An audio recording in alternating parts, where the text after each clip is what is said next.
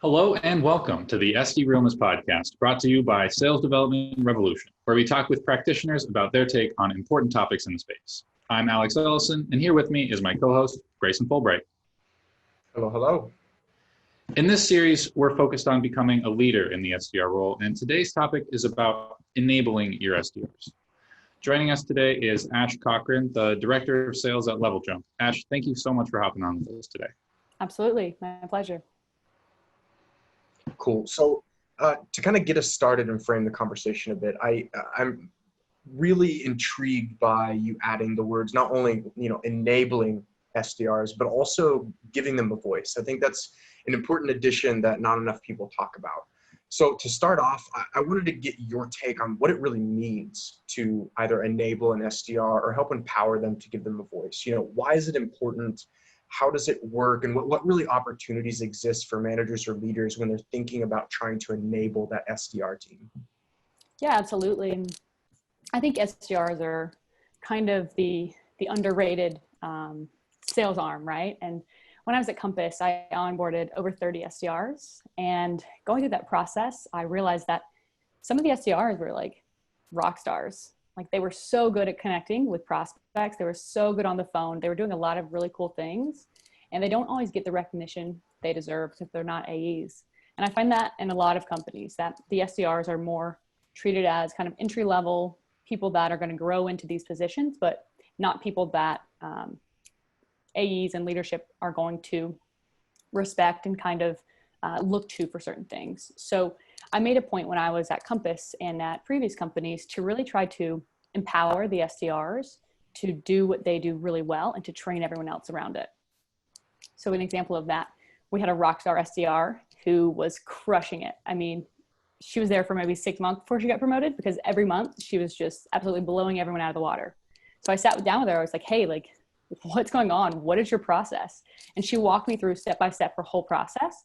And I had her create documents, create videos, create content so that whenever her team was struggling, she could just send them the link to her personal library that she created to help everyone else. And eventually that got up to the CRO, who asked her to speak at the national sales meeting on Mondays. And she spoke a couple times. So not only did she train the SDR team, but she also got to train the AEs. So it's just a really cool thing when you can give power to people who are doing the job every day and don't always get the recognition they deserve. Yeah, I love that. And I really like this idea that you kind of put forth there of almost like putting them in a position to where they can start influencing team members. I think you made a great point that, they're individual contributors and they're doing, one of the hardest jobs out there, but a lot of times they don't get the respect. I mean, whether they're entry level or they've come in and they're experienced and they have 2 to 3 years under their belt, a lot of times they don't get that clout. And I love that idea of kind of like putting SDRs and the things that they learn and their experiences into a lens that kind of frames them as something that brings immense value, not only to the team members on the SDR team, but everyone else that's kind of involved in the customer lifecycle. Exactly. Yeah, and that strategy that you used is super simple and so easy to pick up. You just recognize that there was a top performer and you said, hey, what are you doing that's so successful? I'd love to replicate this with the rest of the team. And I think that's one of the things that can often get lost if you're managing or in charge of SDRs in one way or another is you end up really trying to focus on doing it your way a lot of times. And when people do that, it can become a detriment to allowing those SDRs to really carve their own path and figure out a way that makes the role work best for them.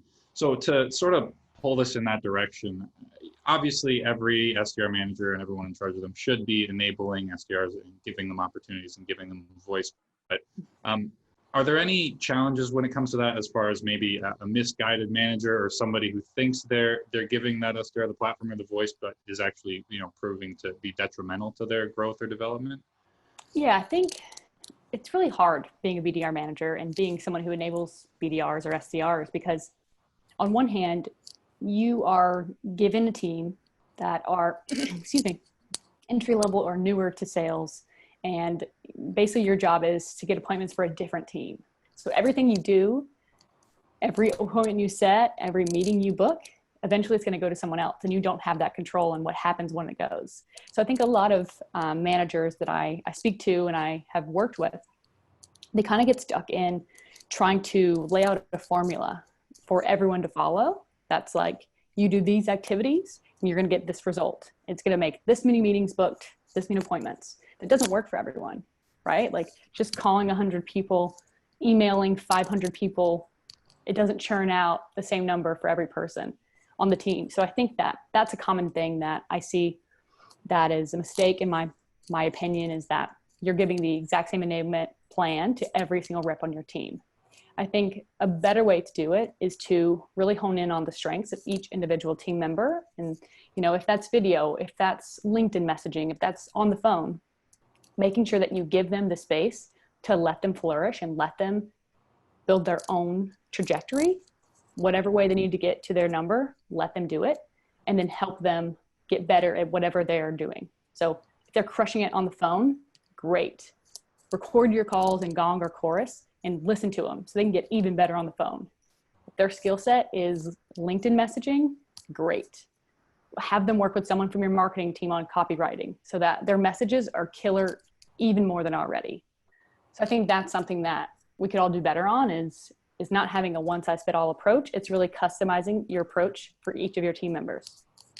Yeah, I love that. And really playing it to their strengths, which is, you know, it's funny because when you think of it, just a traditional team, whether it be a sport or a business or what have you, it's, oh, right, you get the most out of your team members by playing to their strengths. But you're right, a lot of times with SDR teams, it's like, okay, well, we have this formula, this many calls equals this many connects equals this many leads, et cetera, when that, you're right, that's just not true. And as the process becomes increasingly more automated and B, on the flip side, personalized, there are so many more variant ways to hit those goals that you really do need to give those SDRs a voice. On the flip side of that, do you see maybe when there's an SDR manager trying to enable their sales development reps, do you see any mistakes that these fresh or young SDRs are making that they could maybe try to avoid as they try to move up within an organization? Yeah, I think the biggest thing is getting super discouraged if they aren't hitting their number right away, or they're not top of the leaderboard right away. I think, you know, as a millennial myself, and I have cousins and a brother that are younger than me and Gen Z, it's very common that I see people who have, you know, been taught all their life that they're good at everything and that, you know, they're on every team, they got a participation trophy, and that they think when they're in the working world that that's going to happen again. Like they're going to be rock stars, and they get super discouraged when they don't come out of the gate super strong. And so one thing I think is really important to think about when you're starting your career and when you're a manager or an enablement person trying to enable these people is that we all have to start somewhere, and we all have to understand that there's no finish line. You're going to have to improve every day. And for me, when I was an SDR a couple years ago, it was really hard for me to not just be the number one rep. And so what I had to do was I sat with AEs, I sat with our top SDRs, and I just studied them. I studied what was working for them, for each person, and then I took little pieces from other people. And I kind of made my own style, which was a mix of other people's styles. And that's what I just had to keep working on to improve and get better. So I think coming back to your question, you know, what are some challenges and some pitfalls? It's trying to be perfect, because perfection is death. You're never going to make it, and you can get really discouraged, especially in a role that's such a grind and it's kind of every day the same thing. You call, you email, message people. So that's what I would say. It's just try to keep getting better every day and keep learning. Like find people on LinkedIn who are really good. Sarah Brazier from Gong, Morgan Ingram, like find those people and just study what they do and then put it into practice. Yeah.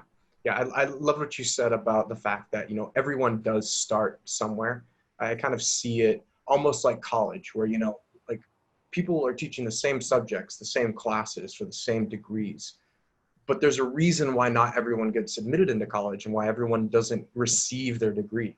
It's because everyone learns and kind of interacts with information at different rates. And I think that that's a big gap between SDRs and management, whether that be enablement or like another hot topic right now is coaching. Like, you know, a lot of managers don't personalize how they coach reps. They have a framework, they have a template, they have the same goals for everyone and the same expectations for everyone, and they just apply.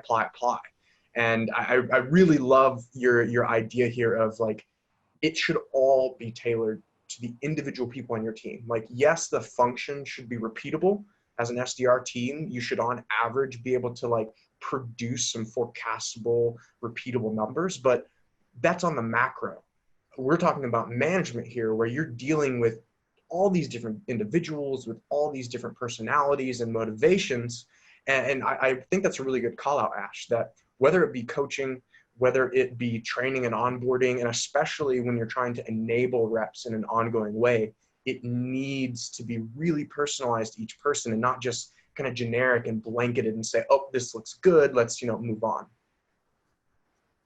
Absolutely. And I think it's hard because if you look at organizations today, many of them only have maybe 1 or 2 enablers per 100 reps. And when I was an enabler, it was really difficult because you're one person, maybe 2, and you have tons of AEs and you have SDRs. Most of the time, in my experience and what I've learned from other enablers, is that coming from the top down, they tell you to work with the AEs. They don't really have that much time for the SDRs or BDRs. And so a lot of times BDR managers who possibly were on that team as an individual and got promoted are then the ones training. So a big portion of that is trying to figure out as an enabler how you can train the manager, train the trainer, right? Like you want to train them on how they can coach their team. And then if you're a manager and you don't have an enabler that can help you, go find someone who manages reps and ask them what their process is. Like ask for tips, because I think what happens a lot of times is that as a manager, you have a lot of reps and you don't really know what to do. So you just do what you know. You try to coach people on how you did it, and that might not always work. So I think it's the bigger theme here is get educated, follow people who are thought leaders who have done that job, ask them how they did it. I've noticed that on LinkedIn, people are so friendly and they want to help. So I would just say, take that resource and use it as much as you can. I mean, I met both of you through LinkedIn. So it's definitely a powerful tool, and it's all about knowledge. Yeah, I think what you said there also speaks to kind of a structural problem with, most SDR programs, because I feel like a lot of that kind of underhandedness or kind of like neglect of SDR teams is because of how they're perceived. They're perceived as entry level. They're perceived as somebody who's going to move on to a new role. And so the department itself really isn't a focus. Like, I'm sure that a lot of people, like if we're not talking about it exactly like this, most people would take like tips on enablement for SDRs and be like, oh, well, why? Their job's easy. They just do calls. It's entry level. When in fact, like that's where the battlegrounds are happening right now, I think, in B2B sales, especially amidst everything going on in our world. That is the front lines of, I think, where companies are competing and kind of differentiating their brand. So I really love that point, Ash. To close us out, I wanted to kind of get your final tips when you think about enablement for both the manager, the SDR manager, and kind of individual SDRs. What are some tips or some advice that you could leave to help them as individuals and them as a team enable each other and really empower each other?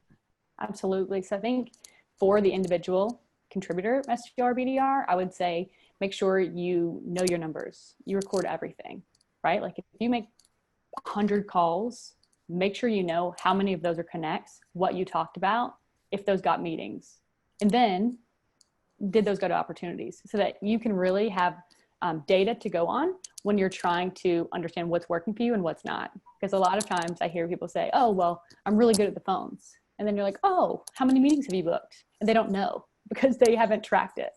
So just get really good at thinking about this from a data analysis point of view.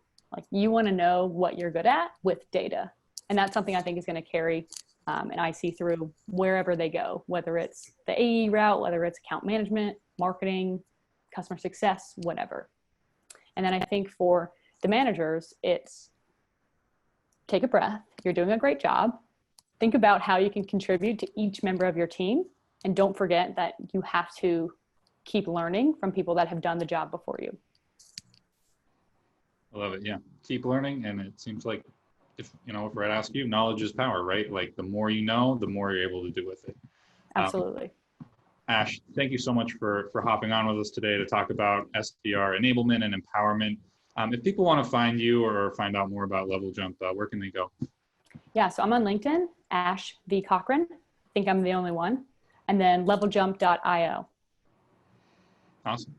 Well, this has been Alex and Grayson for the SDR Realness Podcast. Until next time, SDRs, keep it real.